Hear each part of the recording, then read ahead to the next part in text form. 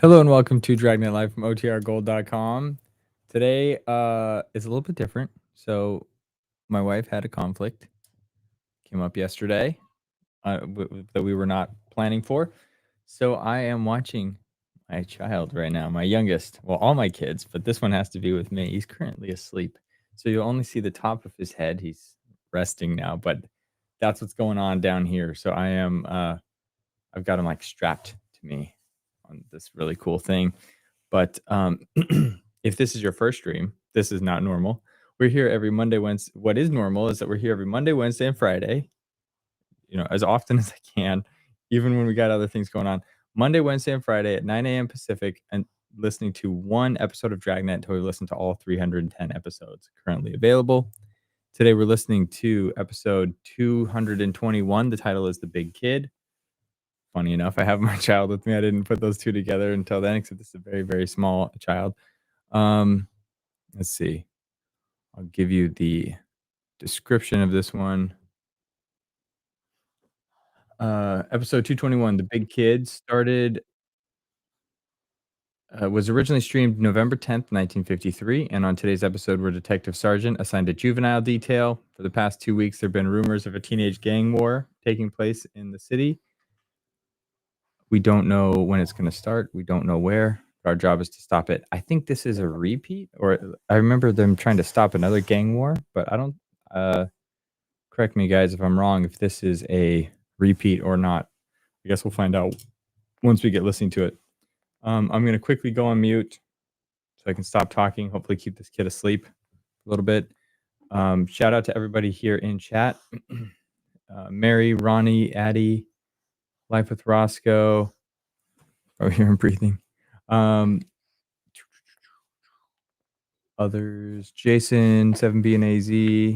Sorry if I'm scanning quickly, so apologies if I skipped you, Paul. And others, thanks for being here. If you'd like to join chat, you just got to be watching from the OTR Gold YouTube channel. If you're streaming this from the Old Time Radio archive, there's a link in the description to jump over. So again, I'm going to go on mute, going to share my screen, and we'll get started. And I'll be here in chat. I might have to go off screen for a little bit if this guy wakes up. All right, but you'll see me drop, but I'm paying attention, so we'll still be in chat. Okay, thanks.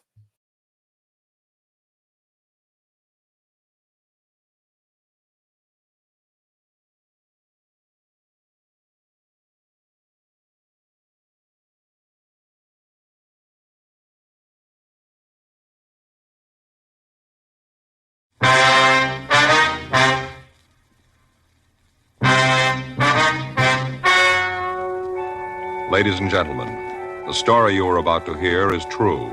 The names have been changed to protect the innocent. Dragnet is brought to you by Chesterfield, made by Liggett & Myers, first major tobacco company to give you a complete line of quality cigarettes.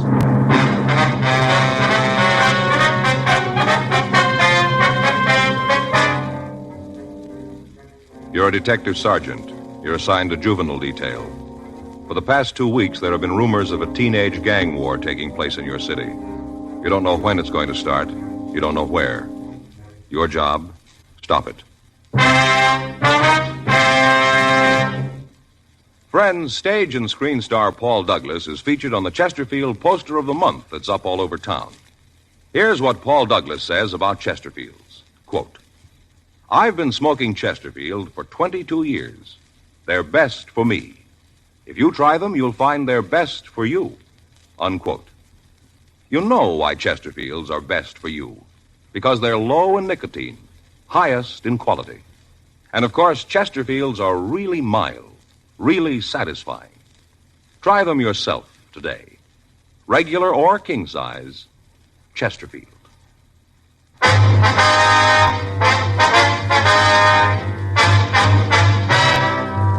Dragnet, the documented drama of an actual crime. For the next 30 minutes, in cooperation with the Los Angeles Police Department, you will travel step by step on the side of the law through an actual case transcribed from official police files. From beginning to end, from crime to punishment, Dragnet is the story of your police force in action.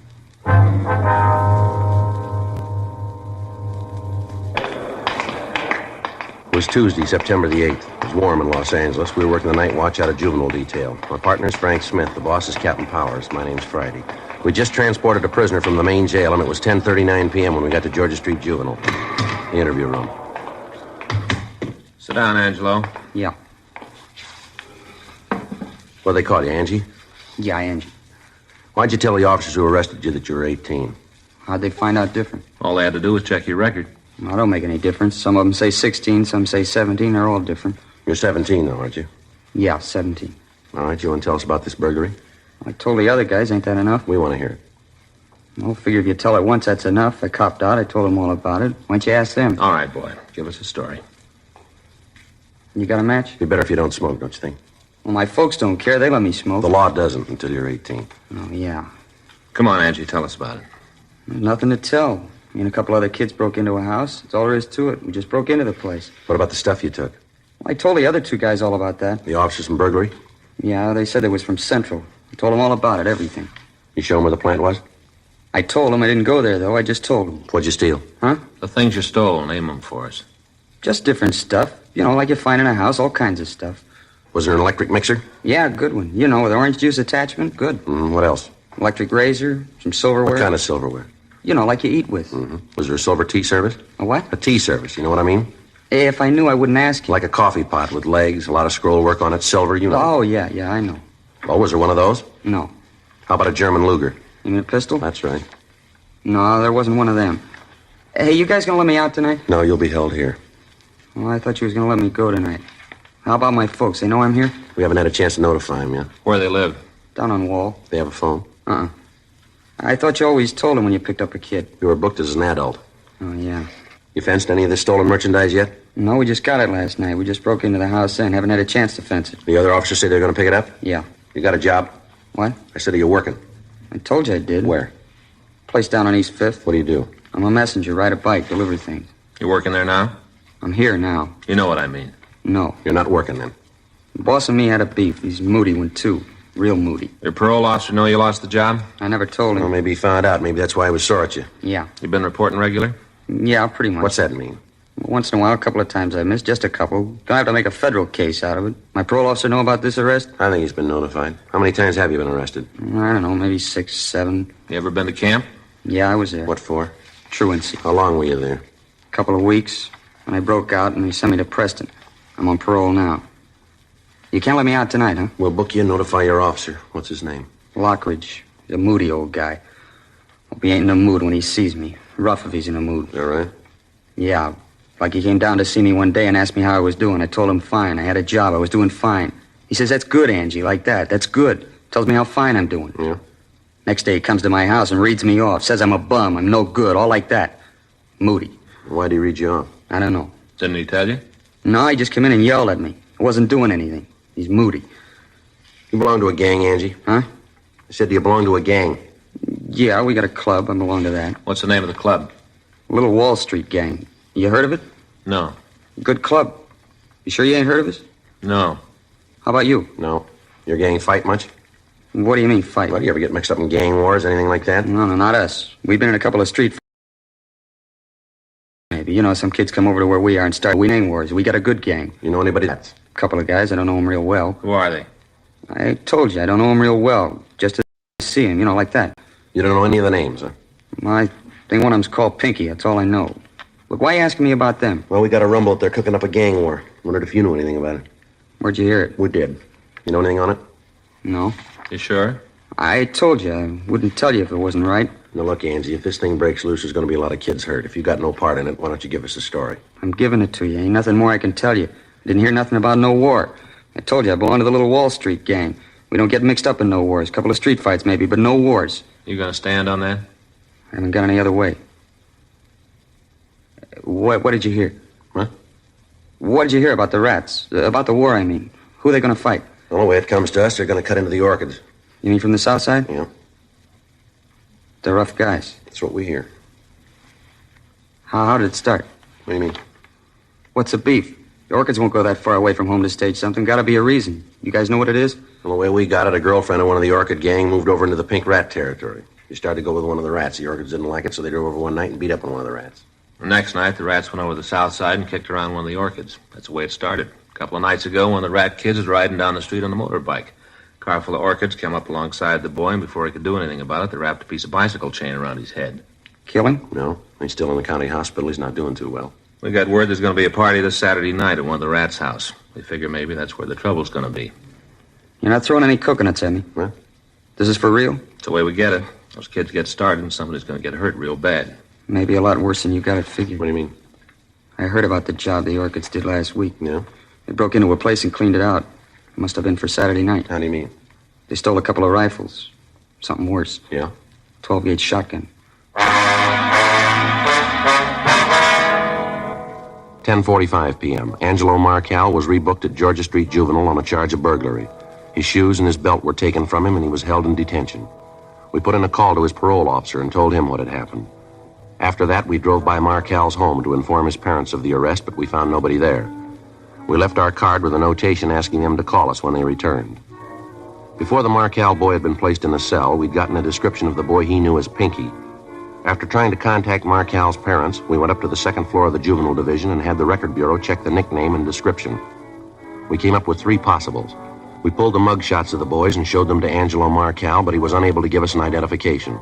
It was difficult to tell if the boy was lying or telling us the truth to try to cover up for the members of the Pink Rat Gang. The following afternoon, Wednesday, September 9th, Frank and I checked into the office, and then we drove out to see the parents of the Marcal boy. They still hadn't returned, and the neighbors told us that they had seen the couple drive away early Monday morning without giving any indication as to when they might return.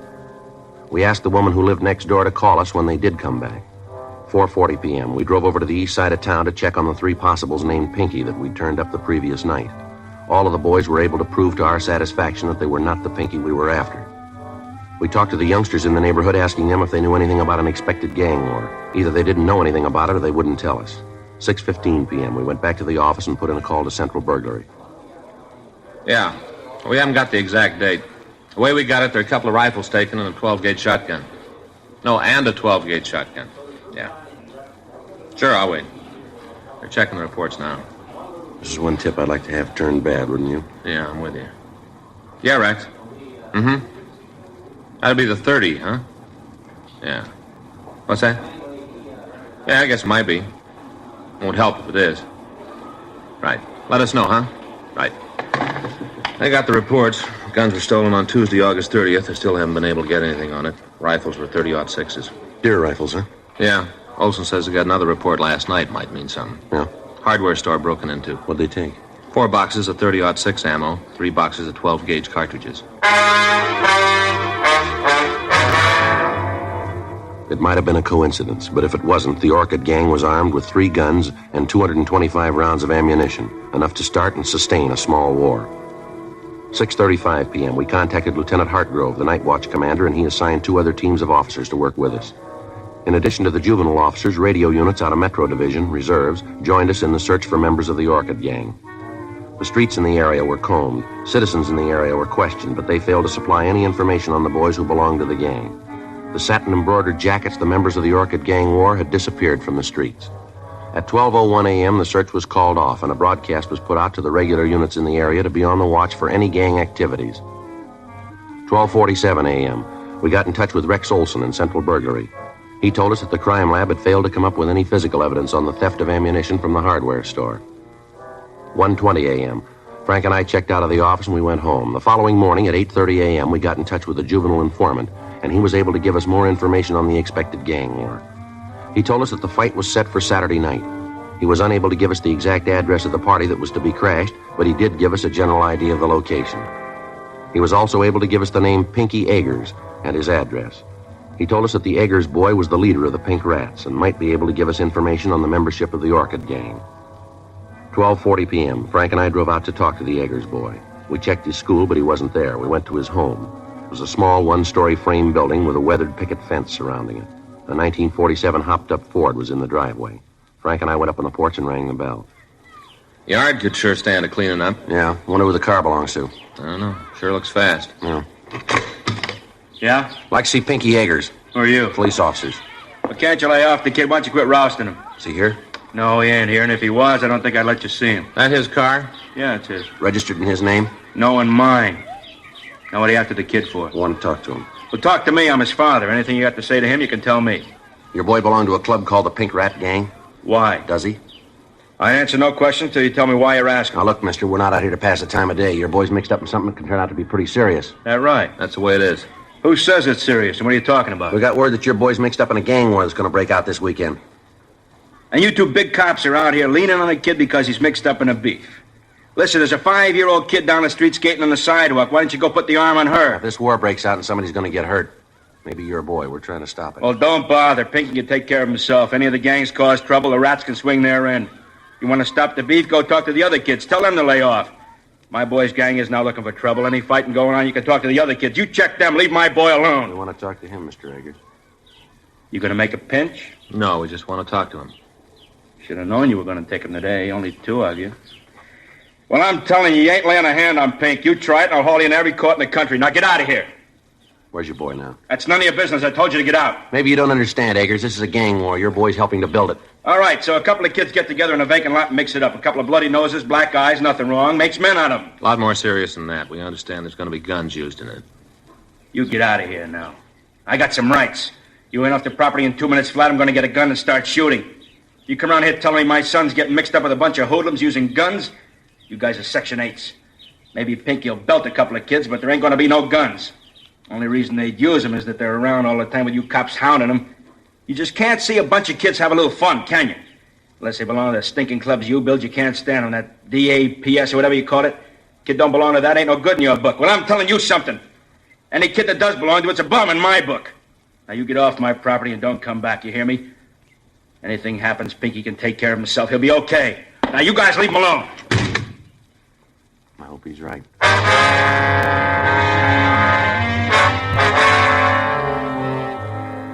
3:15 p.m. Frank and I drove over to Pinky Eggers' school again. We spent the next 2 hours talking to the youngsters in the neighborhood. Those that would cooperate with us didn't have the information that we needed. The others refused to tell us anything. In the meantime, officers from 77th Street Division were checking on the activities of the Orchid Gang. They ran into the same evasive answers that we had. If the information we'd gotten was true, we had a little more than 48 hours to find the principals in the war before the shooting could start. Thursday night, 8:40 p.m., Frank and I met with Captain John Powers, Lieutenant Hartgrove, and the heads of the juvenile details throughout the city. From them, we learned that word of the impending war had spread through the gangs in the separate districts, and that the other gangs were taking sides in the argument and were ready to start their own battles with factions who opposed them. Captain Powers, along with the heads of the divisions, mapped a plan of action to be put into effect at the first sign of an outbreak. Additional cars from Metropolitan Division reserves were to be ready if they were needed. Days off for all juvenile officers were canceled. A 3-way radio contact would be kept open between all divisions on Saturday night. The area where the main activity was expected would be heavily patrolled, both by beat men and by radio car officers. Once the operating plan was set up, there was little to do but wait. In the meantime, the search went on for members of the Orchid Gang and for Pinky Eggers, the leader of the Pink Rats. A watch had been placed on his home, but he'd failed to return. Friday, September 6th, 9:42 p.m., Frank and I checked with the burglary division on the stolen guns, then we went over to the New Yorker restaurant to get something to eat. Hi, Sal. Hey, Joe, call your office. I just called you. Yeah, thanks. Order him the fish and chips, will you, Frank? Sure. How's it going, Sal? Not bad. With you? Kind of rough. Where's Rosie? Her and the kids went to movies.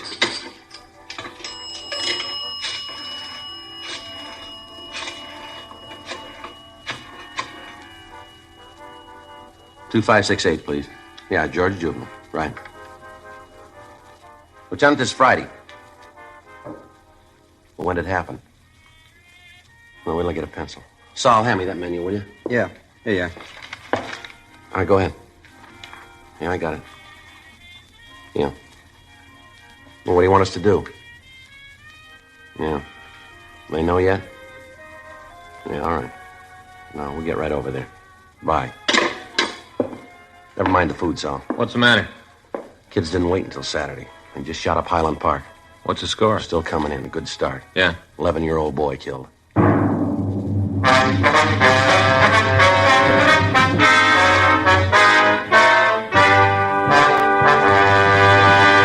You are listening to Dragnet, the authentic story of your police force in action.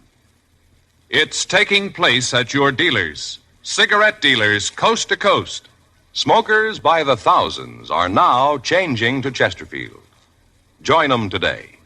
And you'll be smoking the only cigarette that gives you proof of low nicotine, highest quality. I want you to know that's a matter of record. And so's this. As I've been telling you, Chesterfield is the only cigarette with this proven record with smokers. No adverse effects to the nose, throat, and sinuses from smoking Chesterfields.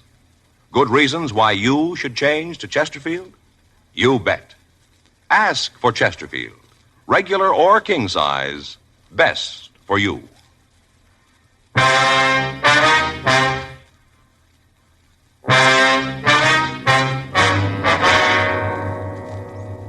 The first victim of the juvenile gang war was 11-year-old Tony Herman. The teenagers next door to the Herman house were having a party. At 9:36 p.m. Friday night, a group of youngsters had arrived at the house and tried to crash the party. A fist fight had ensued, and Tony, who was doing his homework next door, had gone out to see what was causing the disturbance. As he stood on the porch watching the fighting, a 12-gauge shotgun had been fired. The pellets from the cartridge had caught the youngster in the stomach and the abdomen, and he'd gone down. At the sound of the shot, the fighting had stopped and the party crashers had left the scene. The police had been called and Tony was removed to Georgia Street Receiving Hospital.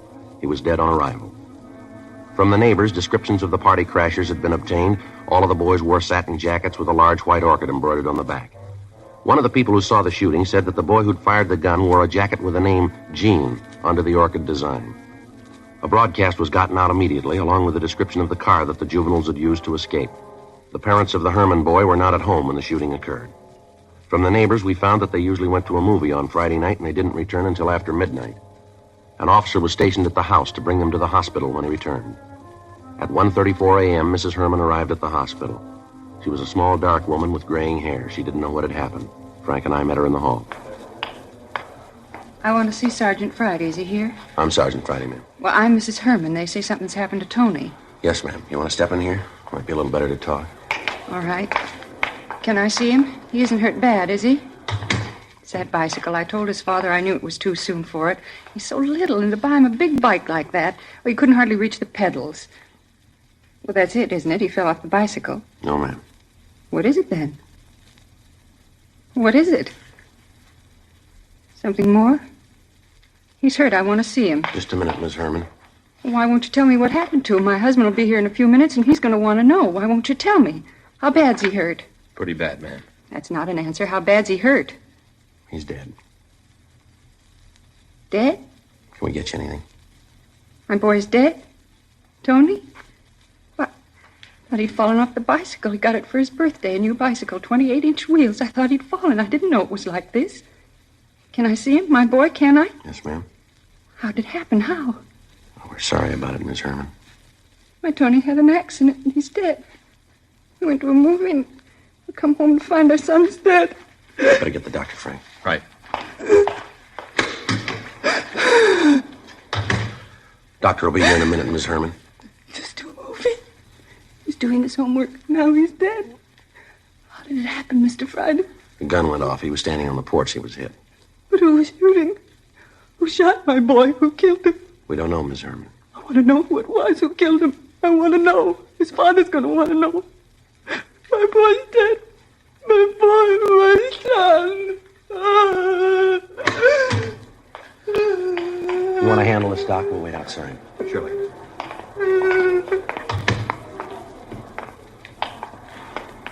Kind of hard to do. You're gonna make up for it. What? The kid that fired the gun? Yeah. I got him downstairs. A few minutes after the broadcast had gone out on the boy wearing the jacket with the name Gene on it, two officers on York Boulevard had picked up the speeding car. In shaking down the occupants and the car itself, they'd found the jacket hidden under the rear seat. In the trunk of the automobile, they'd found the stolen rifles and the shotgun with one discharged cartridge in it. The three boys in the car had been taken into custody and brought immediately to Georgia Street. Two of the youngsters had been taken to the detention cells, and the third, who identified himself as Gene Graff, was brought to the office of the night watch commander.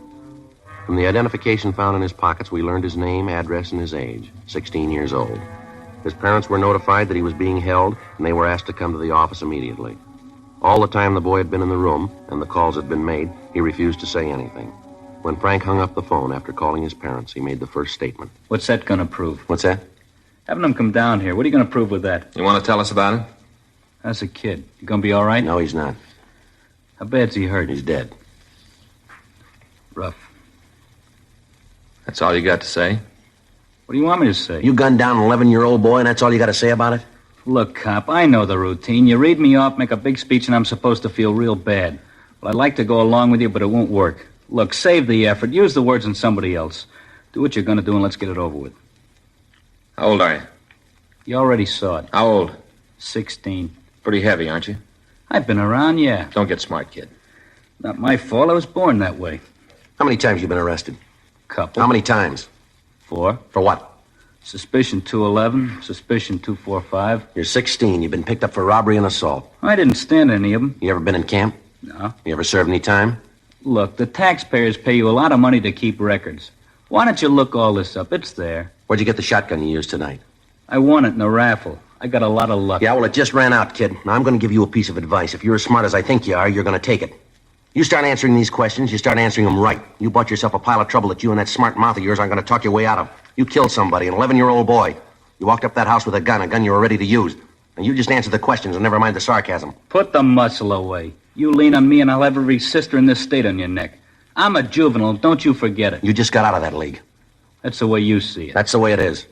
From where you sit. But I'm telling you, you give me any muscle and I'll scream my head off to every sob sister club in the country. I'm going to ask you once more, young fella, where'd you get that gun? I bought a lucky ticket. Stick with it, kid. We're checking the numbers now. Those guns were taken on the burglary last week. You're dead on it. We got you going in. You try to make it stick. Don't worry, we will. Use narcotics? Do I look like a hype? I asked you a question. And I gave you an answer. Did you drink? Sure, I'm a real lush. I'm going to tell you something. We're running out of patience with you.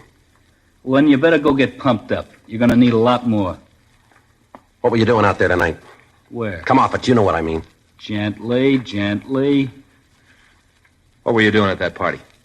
What do you usually do at a party? Was having a good time. Why'd you take that gun with you? I was in the car. I didn't take it. I went along for the ride. Well, who put it there? I don't know. Other boys say it was yours. That's a lie. Prove it. I don't have to. You got to prove I did know about it. We don't have to prove a thing. There are a couple of people who saw you shoot the kid. Guys you were with that copped out. You're nailed and you know it. We'll see what the judge has to say about it. I've gotten off before. I'll swing it this time. I'm a juvenile. I'm not responsible for what I do. You really believe that, don't you? I said it. You know, I got 2 kids. What do you want, a medal? I got 2 kids. They're pretty good youngsters, too. They go to school, they study hard, and they're trying hard to grow up to be decent human beings. They'll get married and raise ordinary families.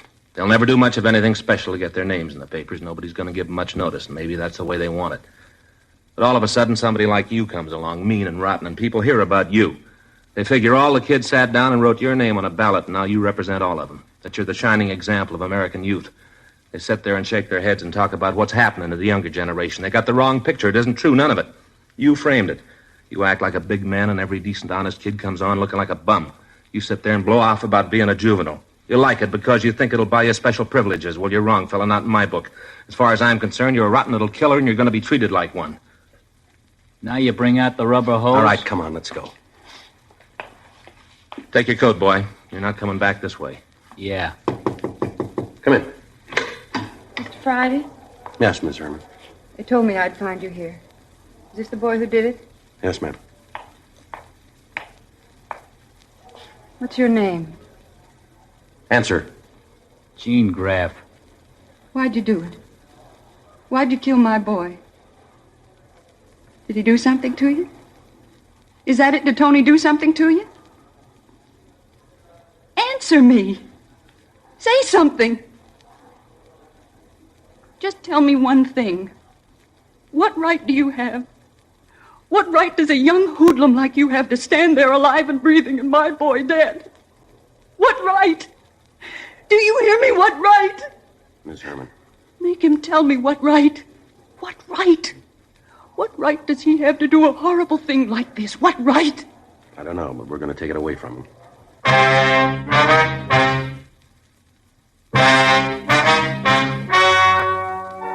The story you have just heard is true. The names were changed to protect the innocent. On October 4th, a petition was filed in juvenile court, and the subject was declared unfit to be tried as a juvenile. He was ordered to be tried in superior court under the general law. In a moment, the results of that trial. Now, here is our star, Jack Webb. Thank you, George Fenneman. Friends, we've been getting letters from people all over the country telling us that they've switched to Chesterfield. Now, just as I've been telling you, thousands of smokers are changing to Chesterfield because only Chesterfield gives proof of low nicotine, highest quality. That's why I recommend you try them today. Regular or king size, Chesterfields are really mild, really satisfying. Best for you.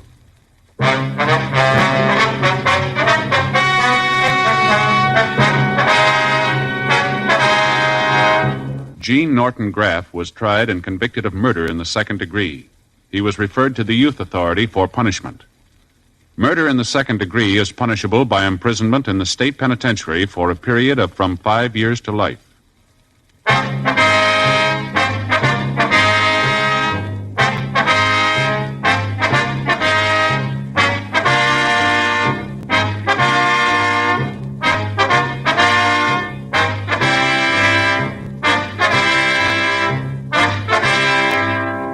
You have just heard Dragnet, a series of authentic cases from official files.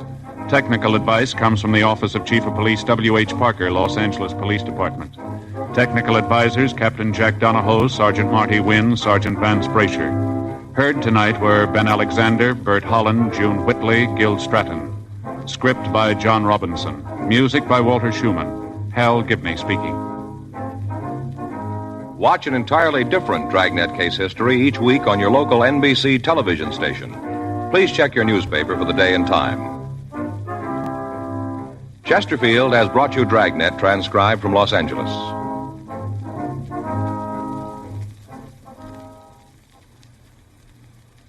Have you tried new cork tip Fatima? It's the smooth smoke with Fatima tips of perfect cork, king size for longer filtering, and Fatima quality for a much better flavor and aroma.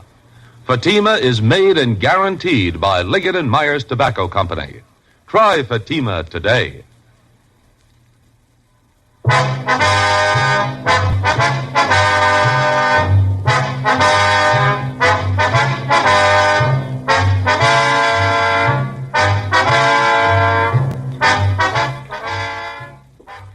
Hear John Cameron Swayze and the news tonight on the NBC Radio Network.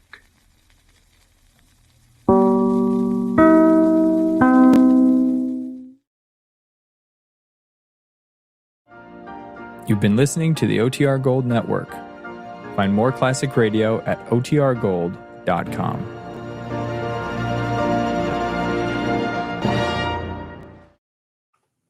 All right, I hope you enjoyed that episode. As you can see and hear, my baby did not sleep that whole thing, so I got to drop right away. But wishing you all a great Wednesday. Hope to see you back on Friday for our next episode of Dragnet. Friday is also Halloween, so happy Halloween if you're not going to be around on Friday. Thank you, Life with Roscoe, for the generous super chat. I appreciate that very much. But I got to go tend to my kid now, so until Friday, be safe, be happy, be good. Ciao.